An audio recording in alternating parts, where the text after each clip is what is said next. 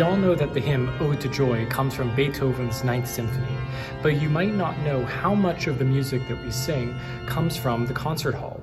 Editors have taken works of classical composers and arranged them into congregational songs. As you'll see, composers did much more than just write hymn tunes and church music.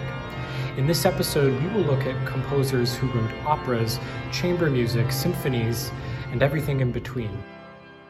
In the last episode, I mentioned that New Englander Lowell Mason collected excerpts from popular composers like Handel and Haydn. The oratorios and operas of the former were immensely popular, even after Handel's death. Both famous and obscure melodies were recycled as hymn tunes. Such is the case of the tune Christmas, which in some hymnals is set to the text, "While shepherds watched their flocks by night." The melody is arranged from an aria in Handel's opera Ciro. Decades after its premiere, the Chapel Royal organist Samuel Arnold adapted the melody to a metrical psalm. Arnold made the first collected edition of Handel, so he knew the potential of many tuneful arias. Though this particular aria is quite obscure, its hymn version was eventually paired with a Christmas text, itself a hymn by the famous psalm translator Nahum Tate. Handel's most well-known hymn tune comes from the 1746 oratorio Judas Maccabeus. It is the melody of the chorus, "See the conquering hero comes." In adapting the music, a French hymn actually came first. Swiss author Edmond Louis Baudry wrote "A toi la gloire," and it was not until 1923 when the Englishman Richard B. Hoyle translated it as "Thine be the glory." In 1798, Franz Joseph Haydn completed an oratorio that tells the story of creation. One chorus quotes the opening of Psalm 19, "The heavens are telling the glory of God." Many hymnals have adapted this particular chorus to fit similar creation texts. Perhaps the most famous hymn by Haydn is the tune Austria. Haydn wrote this as a tribute to the Holy Roman Emperor Francis II.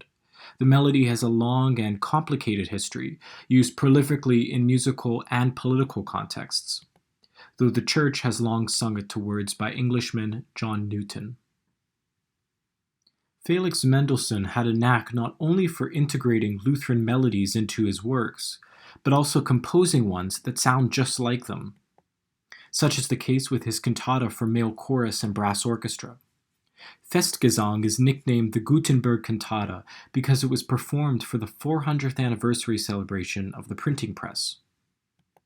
The second movement, Vaterland in Deinen Gauen, features a festive, noble melody by Mendelssohn. In 1856, the English choirmaster William Cummings published an arrangement that pairs this melody with a poem by Charles Wesley, "Hark the Herald Angels Sing."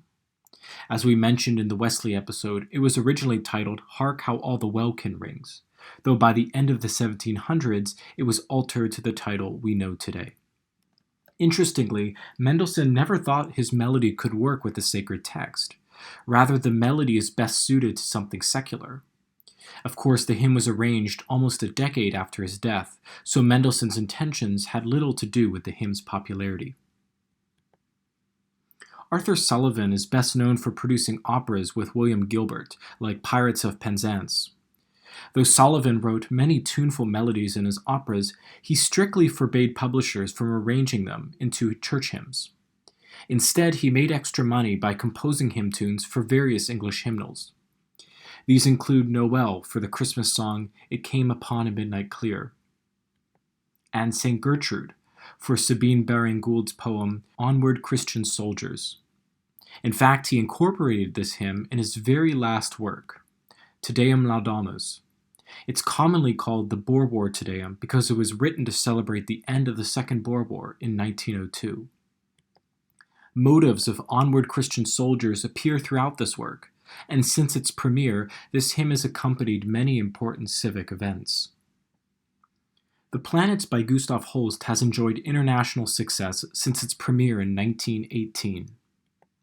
The middle section of Jupiter, the Bringer of Jollity, contains a heart-wrenching, majestic tune. Several years later, Holst adapted it to fit the patriotic poem, I Vowed to Thee My Country. Many hymnals also pair this melody with Michael Parry's O God Beyond All Praising. Hubert Parry also wrote original tunes for the latest hymnals. His unison setting of a poem by William Blake is perhaps his best-known piece of music.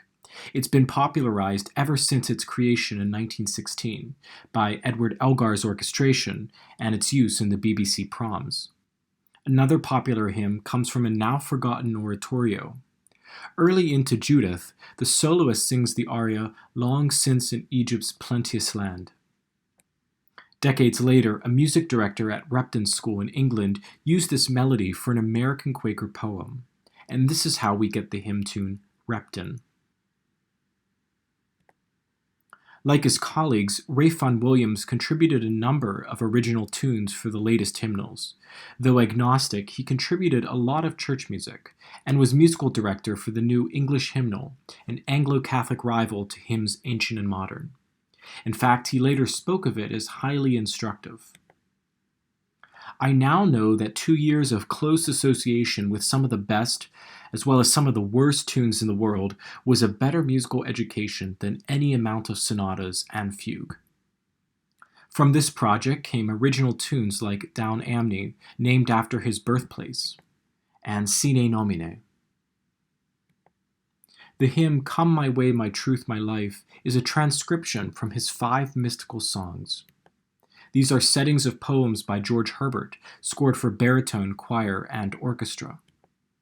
The 4th movement is a baritone solo, and hymnal editors have used it as a congregational song. So far, we've looked at concert music from Germany and England. To conclude, let's look at the most distinguished composer from Finland. Jean Sibelius was an extremely prolific composer in orchestral, keyboard, and vocal genres. Finlandia is a symphonic tone poem from 1899. It depicts the struggle of the Finnish people, whose sense of national identity was overpowered by Russian rule. Towards the end, a serene hymn emerges, evoking the sounds of a rustic Finnish folk song, though Sibelius did indeed write it himself. The tune is paired with a number of texts today, including this moving poem by an 18th-century female German poet. In the next century, the Scottish hymnist Jane Borthwick crafted an English rendition.